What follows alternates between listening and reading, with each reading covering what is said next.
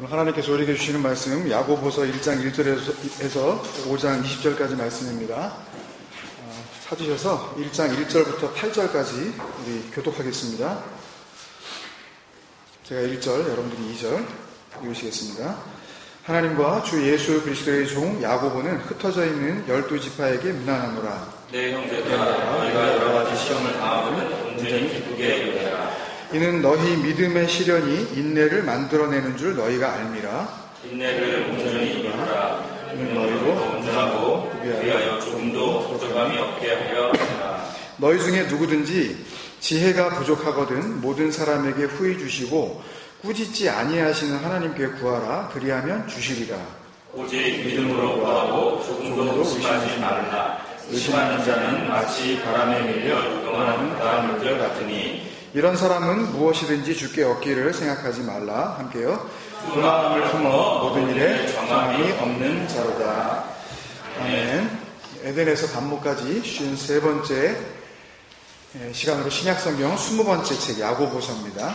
전체 신약성경 27권의 책을 우리가 크게 나눠서 둘로 나눌 수가 있는데 복음서 그리고 서신서 이렇게 둘로 나눌 수가 있습니다.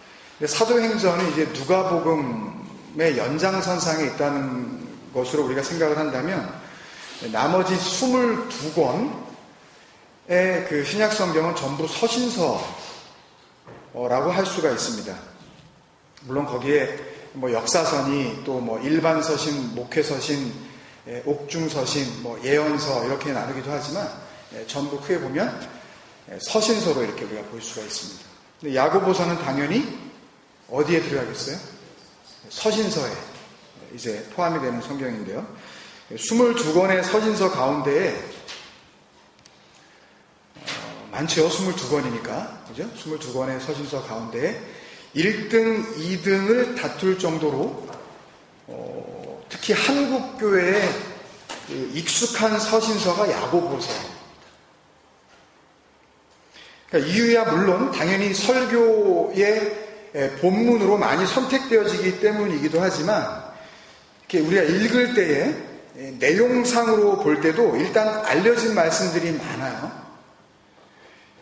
그리고 바울 서신들의 이 문장들을 우리가 보게 되면 에베소서만 하더라도 뭐 긴 문장은 막 단어가 200개가 넘고 막 그랬잖아요. 굉장히 길단 말이에요. 그러니까 어렵죠. 한 문장의 길이가 바울 서신에 비해서 굉장히 짧아요. 그래서 읽기가 편합니다. 그래서 어지간히 그냥 우리가 읽어도 이 말씀에 담겨져 있는 그 의미를 이렇게 다 이렇게 알 수 있을 만한 표현들이 많이 나와 있어요. 예를 들어볼까요? 우리가 읽었던 그 말씀 가운데서도 야고보서 1장 2절 내 형제들아 너희가 여러 가지 시험을 당하거든 온전히 기쁘게 여기라. 무슨 소리인지 아시겠죠? 그죠? 또 야고보서 1장 15절에 보면 욕심이 잉태한 즉 죄를 낳고 죄가 장성한 즉 사망을 낳느니라. 뭐 느껴지시죠? 설명 안 해도. 그리고 야고보서 2장 17절 이와 같이 행함이 없는 믿음은 그 자체가 죽은 것이라. 뭐 설명할 필요가 없어요. 그죠? 그리고 야고보서 3장 18절 화평케 하는 자들은 화평으로 심어 의의 열매를 거두느니라. 뭐 조금 어려운데 뭐 그냥 웬만큼 이해가 돼요. 그리고 야고보서 4장 10절에 아까 우리 사장님도 집사님께서도 기도 중에 말씀해 주셨지만 주 앞에서 낮추라. 그리하면 주께서 너희를 높이시리라. 그죠? 뭔지 알겠죠? 뭐. 예? 그리고 야고보서 5장 1절에 들으라 부한자들아 너희에게 이 말 고생으로 말미암아 울고 통곡하라. 이게 무슨 설명이 필요해요? 부한자들아 뭐 이렇게 하시고 여기 나와 있고 너희에게 이 말 고생이 있다네요 이제. 그러니까 지금 부한 거 가지고 괜히 좋아하지 말고 미리 울으래요. 그죠? 뭐 설명이 필요 없어요. 그러니까 이런 구절들을 혹시 오늘 난생 처음 들어보신 분이라 하더라도 이게 무슨 말인지는 어느 정도 아실 수 있단 말이에요. 그죠? 이것도 어렵다 그러면 어떻게 이제 말을 하겠어요, 우리가 이제. 그죠? 그러니까 처음에 시험을 당하고도 온전히 기쁘게 여기라. 이게 어떻게 들리세요? 좀 어려운 일이 있어도 좋게 생각해. 이게 들리시죠? 이렇게 안 들리는 분은 손 들어보세요. 그렇게 보이잖아요, 그게. 또 그 다음에 욕심이 잉태한 즉 죄를 낳고 죄가 장성한 즉 사망을 낳느니라. 그치. 욕심 부리면 안 되지. 그죠? 욕심을 부리지 말란 얘기네. 예? 과욕은 금물이란 얘기네, 이거. 욕심을 과하게 내면, 그러면 죄를 짓고, 그렇게 죄를 자꾸 짓다 보면 어떻게 되는 거예요? 죽는다는 얘기네, 이거. 무슨 설명이 필요해요, 야고보서가. 또 교회를 얼마라도 좀 다니시고 소위 신앙생활이라고 우리가 부르는 그 경험을 얼마간이라도 이렇게 한 분들이라면 그 다음에 나왔었던 야고보서 2장 17절에 행함이 없는 믿음은 그 자체가 죽은 것이라는 말씀을 읽으면 어떤 생각이 들겠어요? 신앙생활을 조금 하신 분들. 그렇지. 믿기만 하면 아무것도 아니란 얘기지. 믿기만 하고 아무것도 하지 않으면 그게 죽은 믿음이라는 거지. 정말 그 믿음이 살아있는 믿음이라면 그냥 가만히 있지 않는다는 얘기지. 그죠? 그러면서 내 믿음이 죽어있는 믿음이 아니라는 걸 증명해 보여주기 위해서라도 적어도 교회 오면 좀 달라지죠? 집에서 안 하던 모습이 여기서 보이잖아요. 그러니까 애들이 헷갈려 하잖아요. 아빠가 교회만 가면 달라져. 엄마가 교회만 가면은 그냥 그 엄마가 그대로 있었으면 좋겠어. 네? 집에서도. 우리 엄마는 죽은 믿음 아니에요. 그러니까 교회에서라도 그걸 갖다가 보이려고 그러잖아요. 그러니까 여기서 그 행함이 없는 믿음이라고 할 때 그 행함을 뭘로 보니까? Do something, act something, serve something 이걸로 보니까. 그러니까 그걸 안 하는 사람이 만약에 교회에 계속 이렇게 다닌다. 그러면 그 사람을 보고 뭐라 그래요? 가만 안 두잖아요, 우리가. 못 참아요. 우리 교회라고 참습니까, 여러분? 솔직히? 그러니까 남들이 내면 나도 좀 내고, 남들이 하면 나도 좀 하고, 그렇게 하다 보면 없는 믿음도 생기는 거고, 죽어있는 것 같은 믿음도 조금씩 살아나게 되는 거라고 배웠고 가르치잖아요.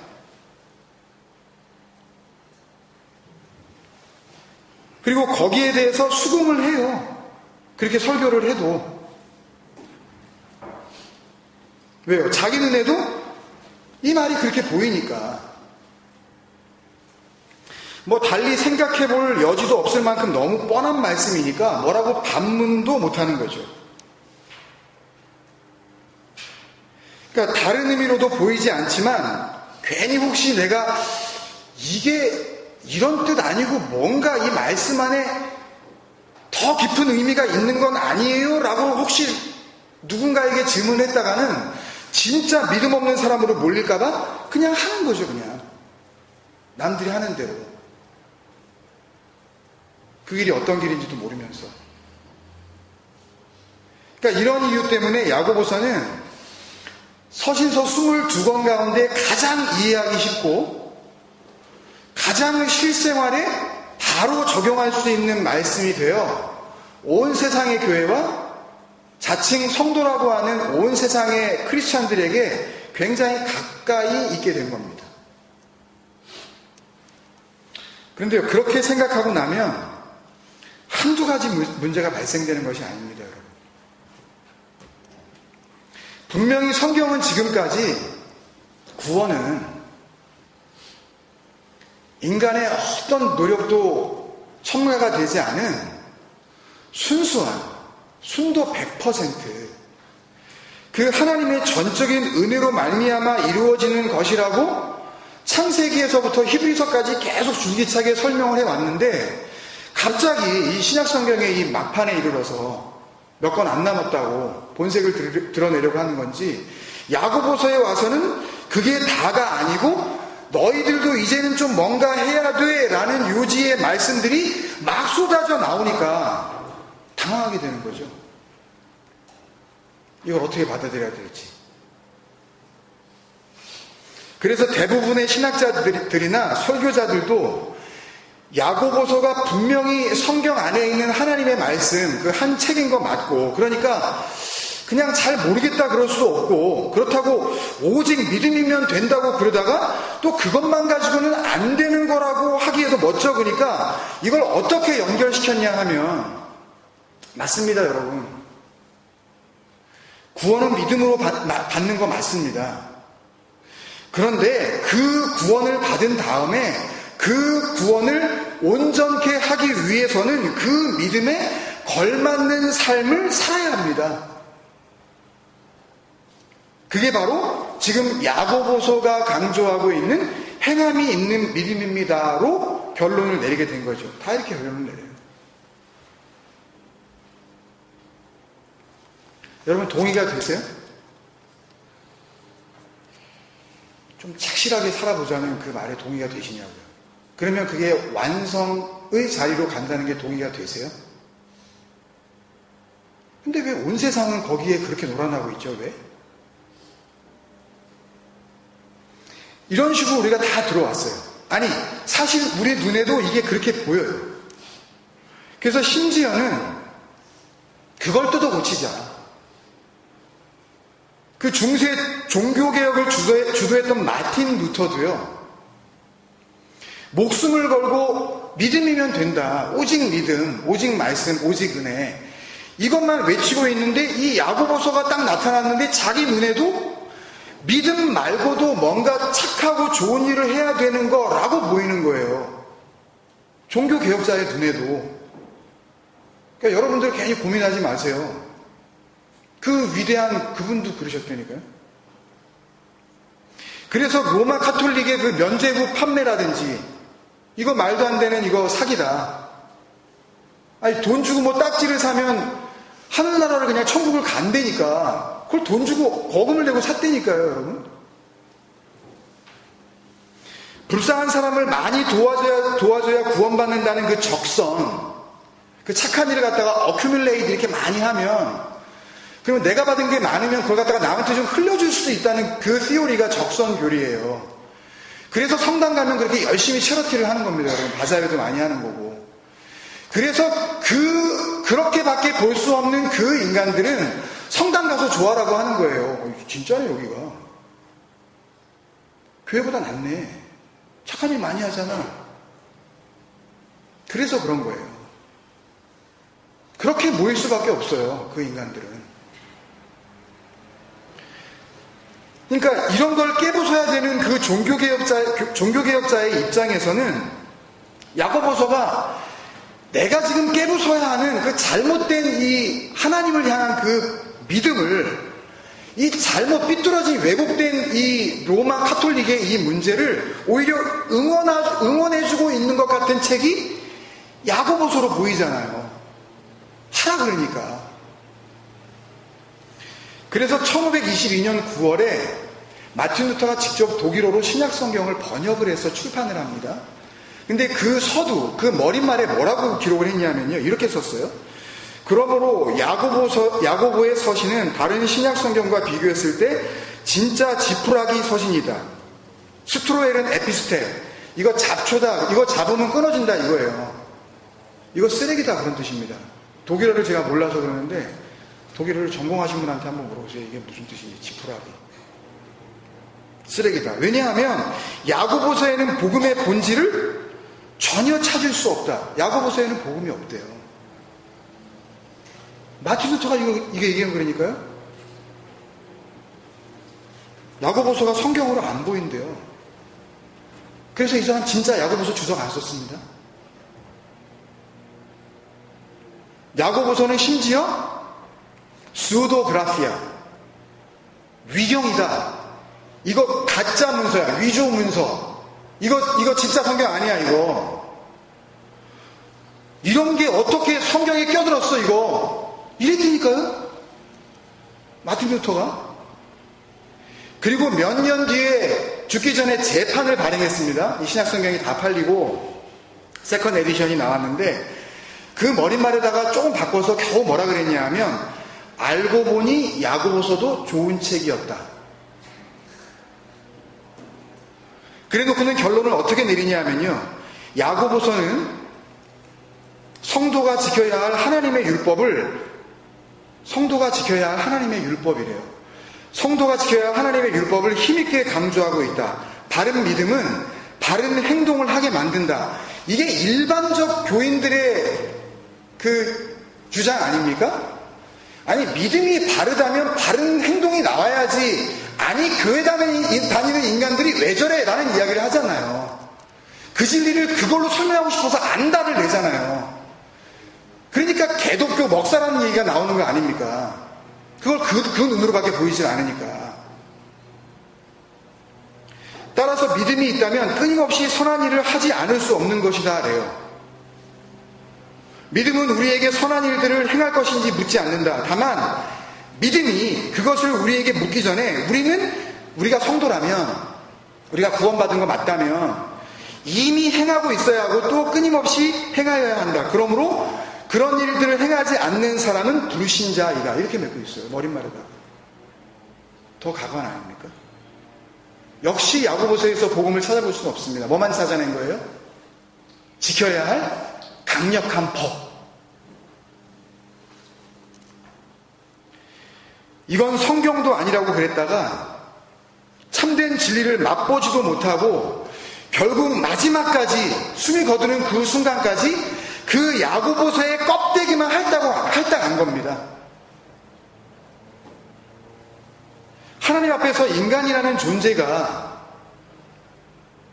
허물과 죄 그 자체이고, 사실은 우리가 뭔가 해보려고 발버둥을 치고 그래서 무슨 대단한 일이라도 우리가 한 가지씩 이루어내고 있는 것 같지만 사실은 아무것도 할래야 할 수가 없는 그 네크로스, 시체입니다. 이게 죽은 자 라는 걸 인식하지 못하는 인간은요, 아무리 자기가 목숨을 걸고 종교개혁에 앞장서서 내가 종교개혁의 아버지라 불리우는 마틴 루터의 그 할아버지가 됐다 하더라도 하나님의 말씀을 눈에 보이는 껍데기로밖에 볼 수가 없는 겁니다. 여러분, 당연한 거예요. 기록된 말씀, 그 안에 담겨있는 진짜 말씀, 역사 속에서 눈에 보이는 이 땅에 살다 간 그 예수, 그 안에 담고 오신 그리스도,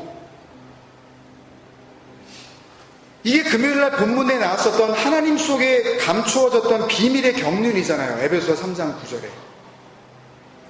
되게 어렵게 보이지만 그게 예수 그리스도, 요걸 그렇게 어렵게 설명해 놓은 거란 말이에요.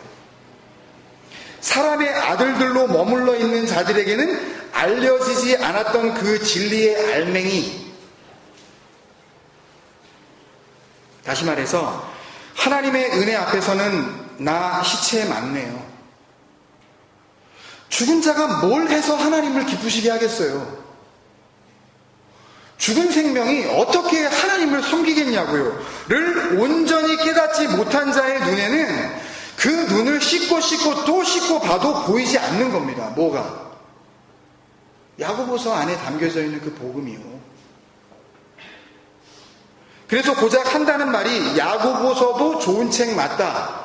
그냥 윤리, 도덕, 그냥 삶에 지침이 될 만한 그런 교훈서, 그냥 신약의 잠언, 이 정도로 봤다니까요, 그냥. 여러분의 눈에는 어떻게 보이세요? 한 주간 동안 2번, 3번 읽고 묵상하시면서 이 야고보서가 어떻게 보이셨습니까? 야고보서가 원문 헬라어 성경을 보면 그 마틴 루터식의 오해나 오늘날 교회가 저지르고 있는 말도 안 되는 해석들이 사실은 좀 훨씬 많이 줄어들 게 당연합니다. 원문을 보면. 여러분도 아마 궁금하셨을 거예요. 이렇게 말씀을 읽으시다가 야, 이런 말씀은 보기에는 딱 이렇게 보이는데 원문에는 뭐라고 나와 있을까?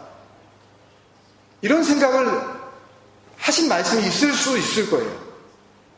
야고보서에 유난히 그런 말씀이 많으셨을지도 몰라요. 그러나 적어도 두 가지 진리요. 하나는 이 기록된 말씀도, 그러니까 종교개혁에 앞장섰던 마틴 루터가 그거 지푸라기야 하고 해석도 달아줄 필요가 없다라고 생각했던 쓰레기 같은 이 글도 하나님께서 말씀하셔서 기록하게 하신 하나님의 말씀 맞다. 그거 첫 번째예요. 그리고 또 하나는 나는 그 말씀하신 그 하나님의 은혜 아니었으면 내가 죽은 줄도 모르고 살아가는 진짜 죽은 자 될 뻔했다. 요 두 가지만 마음으로 간직하고 계셔도 성경을 그렇게는 안 봤을 겁니다, 여러분. 야고보서에 담긴 동일한 그 진리는 절대 왜곡되어 들리지 않았을 거라고요. 여러분들의 눈에. 물론 번역 과정에서 아예 원문과는 다른 형태로 굳어져 버린 그런 구절들이 여럿 있습니다. 그런 경우에는 그 진의를, 그 말씀 속에 담고 있는 진리를 알아보기가 굉장히 어렵습니다, 여러분. 대표적인 구절이 2장 1절이에요. 내 형제들아, 영광의 주 곧 우리 주 예수 그리스도에 대한 믿음을 너희가 가졌으니 사람을 차별하여 대하지 말라. 완전한 번역의 오류입니다. 원문에는 단문장으로 되어 있어요. 형용사절이나 이렇게 문장을 둘로 나누어서 한 그런 문장이 아니고요. 그냥 단문장으로 되어 있다고요. 주어 하나, 목적어 하나, 동사 하나.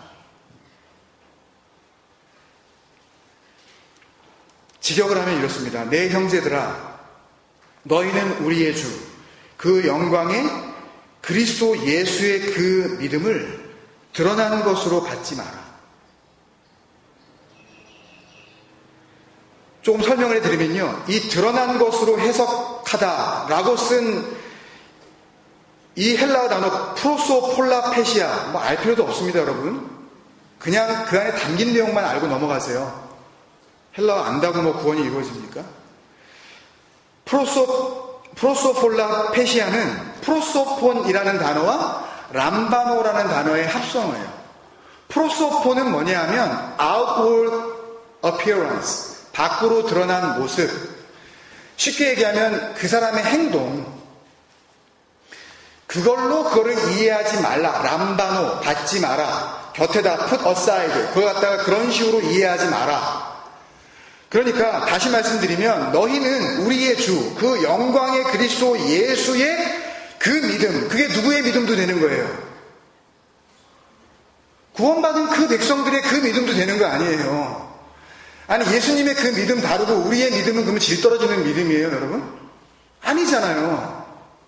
하나님, 그분, 그 피스티스, 그 신실하신 그분, 의로우신 예수, 그 그리스도의 그 신실함으로 다시 신실함이 된 우리, 그게 믿음이라고요. 하나님이 살아계시냐 안 살아계시냐, 뭐 믿느냐 안 믿느냐, 그거 믿음 아닙니다, 여러분.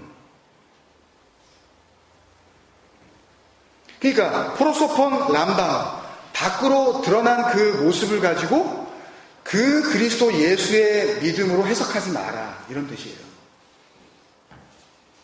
번역을 조금만 더 신경 썼다면, 사람을 차별하지 마라, 이런 말은요 있지도 않습니다. 쉽게 말하면 한 줄로 설명을 드리면 믿음은 드러난 것과 상관없다. 그 드러난 걸 가지고 그 사람의 믿음을 평가하려고 하지 마라 라는 의미도 여기 포함되어 있는 거예요. 믿음 그런 거 아니다. 그 진리를 설명해 주고 있는 거죠, 이 말씀은. 그래서 이 말씀 뒤에 따라 나오는 그 2절, 3절, 4절 말씀을 보면 회당에 뭐 금가락지를 끼고 아름다운 옷을 입은 사람이 들어오고 뭐 그냥 가난하고 그냥 뭐 다 떨어진 남루한 옷을 그 가난한 사람이 들어올 때 뭐 잘 입은 사람한테는 뭐 어서 오셨어요 이렇게 뭐 목소리도 나긋하게 하고, 가난하고 그냥 후지게 입고 들어오는 사람한테 절로 가가지고 앉아. 뭐 이게 말이나 돼요? 그랬겠어요 여러분? 아무리 그 당시의 교회라고요? 비유잖아요 이거, 비유. 이 진리, 그 그리스도 안에 담겨져 있는 그 믿음을 사람의 눈으로 판단하는 그런 식의 평가로 이걸 보지 마라 라고 하는 걸 그 뒤에 2절, 3절, 4절에서 메타포, 그 은유법으로 주신 거란 말이에요. 근데 이 은유를 붙잡고 늘어지네 인간들은. 그래서 2절에 만일로 시작하잖아요. 이건 만일이에요. 니네도 그러지 않니? 니네 육적 인간들도 그런 거 가지고 그렇게 판단하지 않아. 근데 그런 식으로 이걸 하지 마라는 말씀을 하려고 하는 거라고요. 그리고 정작 들어야 하는 진리는 5절에 내 사랑하는 형제들아 들을지어다 이후에 나오는 내용들로 다시 야고보가 설명을 하고 있단 말이에요. 근데 아직 그 그리스도, 그 진리를 통해서 자기가 어떤 자, 자기가 생명 없는 자라는 걸, 멀쩡히 살아있지만 사실은 하나님 앞에 죽은 자라는 걸 감지하지 못한 그 육적 인간들은 감추어진 진리에는 눈이 가지를 않고요, 드러나 있는 현상에만 눈이 간다니까요. 내가 누군지 아시겠어요 여러분? 그러니까 그 밑에 좀 뒤에 그 15절부터 또 만일로 시작되는 진리를 설명하기 위해 또 다른 메타포, 그 비진리의 비유에 다시 눈이 가는 겁니다. 누구는? 내가 죽은 자인지를 알지 못하고 멀쩡히 살아서 하나님을 믿어보겠다고 발버둥치는 그 인간들은 뭐라고 되어 있어요? 만일 형제나 자매가 헐벗고 일용할 양식이 없는데 너희 중에 누구든지 그에게 이르되 평안히 가라, 덥게 하라, 배부르게 하라 하며 그 몸에 쓸 것을 주지 아니하면 무슨 유익이 있으리요? 이게 뭐라고요? 비유. 뭘 설명하기 위한? 진리를 설명하기 위한. 이거 봐라. 말씀에 써있지 않냐? 헐벗고 먹을 거 없을 때 말로만 그러지 말고 실제로 뭘 주지 않으면 안 된다고 나와 있지 않냐? 그러니까 17절에도 이어서 그렇게만 하는 건, 그렇게 말로만 하는 건 행함이 없는 죽음 믿음이라고 부르는 거 아니냐라고 그렇게 주장할 수밖에 없는 거죠.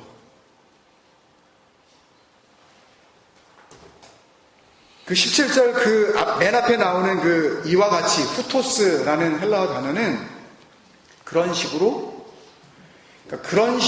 너희들이 육적 세상에서 살아가는 그런 식의 이해를 가지고 이것도 한번 생각을 해봐. 이게 뭐겠어요? 진리도 한번 생각해봐 라고 던져주시는 비유라고요. 내가 지금 얘기한 이거하고 이와 같이 요 뒤에 나온 거하고 같은 거야. 그 말이 아니라 그런 식으로 진리를 알아먹으라고 지금 주는 그런 접속사가 이와 같이 후토스라고요. 굶주린 육적 인간에게도 주면 살아나는 양식이 있는 건 니네 알지? 그러면 본질상 죽어 있는 것, 그러니까 그 자체가 죽은 것이라는 말은, 그 자체가 죽은 것이라 하는 그 말은요, 나쁜 믿음, 가지면 안 되는 믿음, 그 죽은 믿음을 설명하고 있는 단어가 아니에요, 여러분. 에베소서 2장 3절 기억나시죠, 여러분? 전에는 우리도 다 그 가운데서 우리의 육체의 욕심을 따라 지내며 육체와 마음에 원하는 것을 하여 다른 이들과 같이 본질상 진노의 자녀이었더니, 요게 그 자체로 죽은 자, 요거예요. 본질상 요게. 그거를 아주 이 에베소서 2장 3절을 아주 짧게 지금 설명을 해준 거예요. 그 자체로 죽어있는 너희들, 그걸 얘기하는 거라고요. 네크로스. 그게 어떻게 해요? 그 본질상 죽어있는 것들이 배고파서 지금 다 죽어가는 사람이 뭘 주면 살아나요? 먹을 걸 주면 살아나듯이 그 본질상 죽어있는 자에게도 먹을 걸 줘야 될 거 아니야. 그게 행함이 있는 믿음이란 얘기예요. 그 행함, 그 호 에르곤, 그 칼로스 에르곤, 그 착한 행실, 그 자비, 그거를 넘겨주지 않으면, 그러면 너희들은 그걸 받지 않으면, 그러면 그걸 양식으로 주지 않는 믿음이라면 그런 믿음이 어떻게 너희를 구원하겠니? 그 이야기를 하는 거라고요. 그 죽은 믿음에게 어떻게 양식이 되겠니? 이 이야기가 어디에서 나왔던 이야기예요, 여러분? 느껴지지 않으세요? 누가복음 10장에 예수님이 그 강도 만난 자의 비유를 그대로 담고 있잖아요. 그러니까 예수님의 그 강도 만난 자의 비유는 뭘 하지 않아서 죽어있는 게 아니라 그 원래 죽어있는 자에게 진짜 흘려줘야 살아날 그 참된 양식이 뭐겠니? 라는 것을 물어보는 그리스도에 대한 이야기의 비유잖아요. 근데 그 비유를 줬는데 인간들은 또 뭘 붙잡아요? 그걸 선한 사마리아인이라고 얘기하면서 그 비유를 붙잡네. 그 자비, 그 생명, 죽은 자에게 흘려주면 살아나는 그 엘레오스를 주님께서는 가르쳐주고 싶었는데 인간들은 그걸 선한 사마리아인의 비유로 붙잡고 착한 사람이 되자고 이거 다 붙잡아버리니까 육적 인간들의 현주소라고요. 비유는 알고 버리는 거예요. 진리를 알고 나면 아무것도 아니라고요, 그건. 우리하고 상관없는 거예요. 근데 비유에 죽고 못 산다니까요, 이 인간들은. 내 눈에게 보기 좋으니까.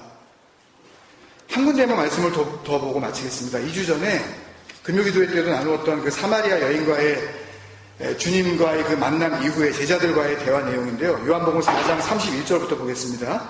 34절까지 제가 읽을게요. 그 사이에 제자들이 청하여 이르되 랍비여 잡수소서. 이르시되 내게는 너희가 알지 못하는 먹을 양식이 있느니라. 제자들이 서로 말하되 누가 잡수실 것을 갖다 드렸는가 하니 예수께서 이르시되 나의 양식은 나를 보내신 이의 뜻을 행함 이렇게 되어 있어요. 이 주님의 그 아버지의 뜻을 그 행함이 야고보서에서 줄기차게 얘기하고 있는 그 호에르곤이라고요. 그 행함.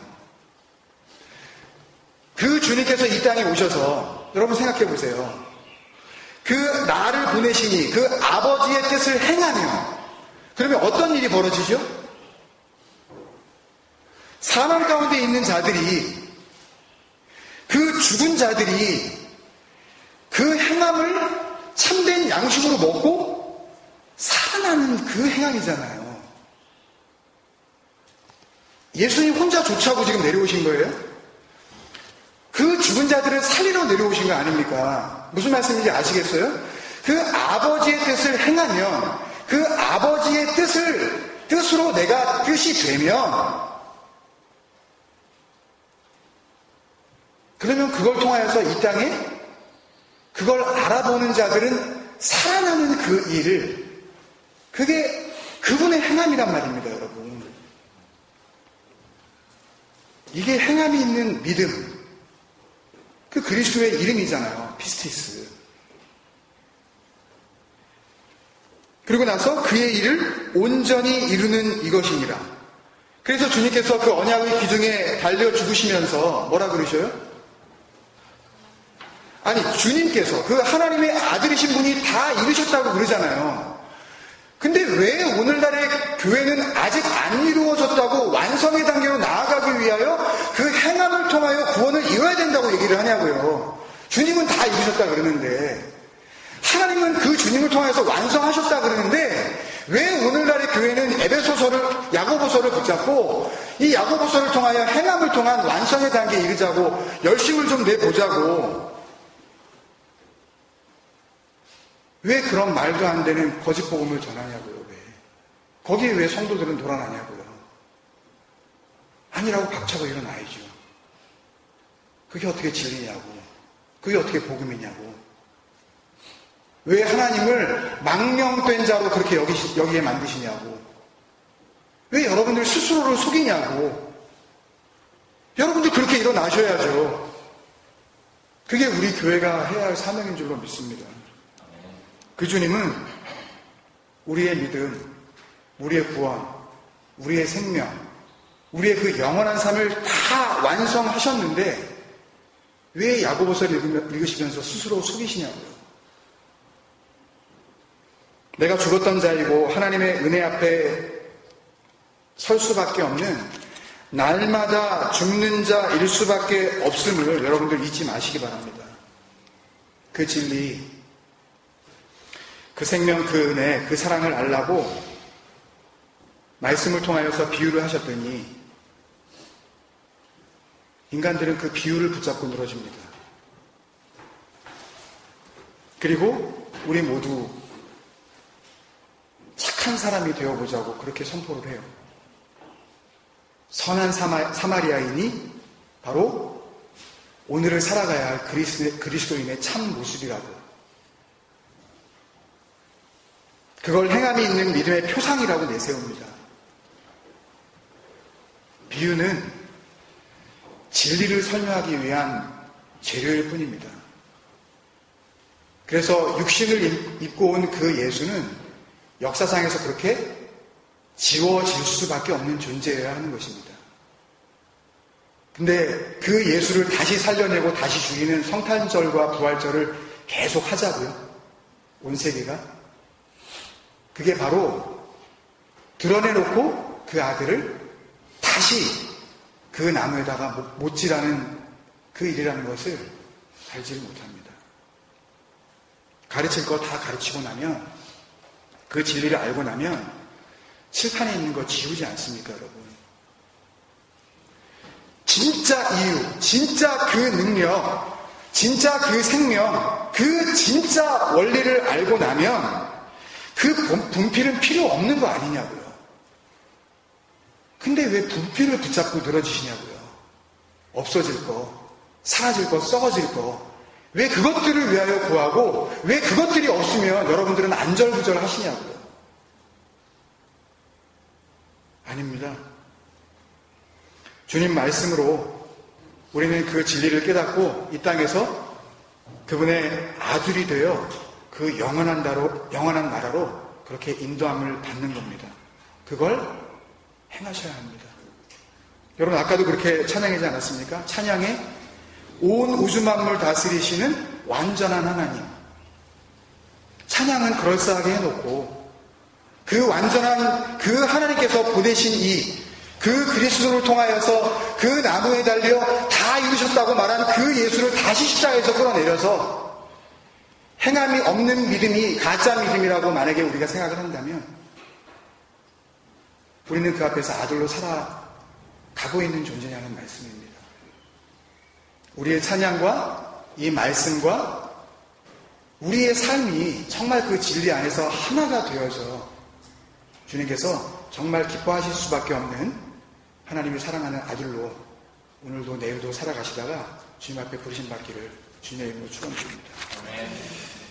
우리 한번 찬양할까요? 그래서 그 아버지 품 안에서 우리 영혼은 안전할 수밖에 없는 겁니다, 여러분. 뭐 다른 은혜를 구하실 필요도 없어요.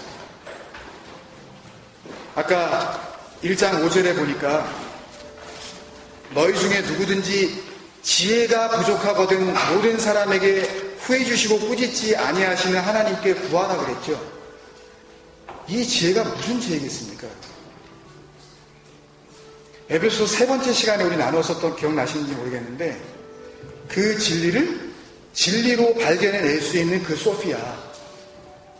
배고파서 갑자기 피자가 먹고 싶을지 모르시겠지만 그 소피아, 그 진리로 오실 때에만 우리 눈을 여셔서 밝히 보여주시는 그 지혜, 시험 잘 보는 지혜 그런 거 말고요. 그 지혜 주시는 거 아닙니까, 여러분? 만약에 이 말씀이 그 진리로 들리지 않으신다면 우리가 이 찬양을 드릴 때 주님, 그 진리를 볼 수 있는 그 소피아의 지혜를 나에게 허락하여 주옵소서. 그 한 가지를 구하면서 같이 주님 앞에 찬양하며 나아가겠습니다.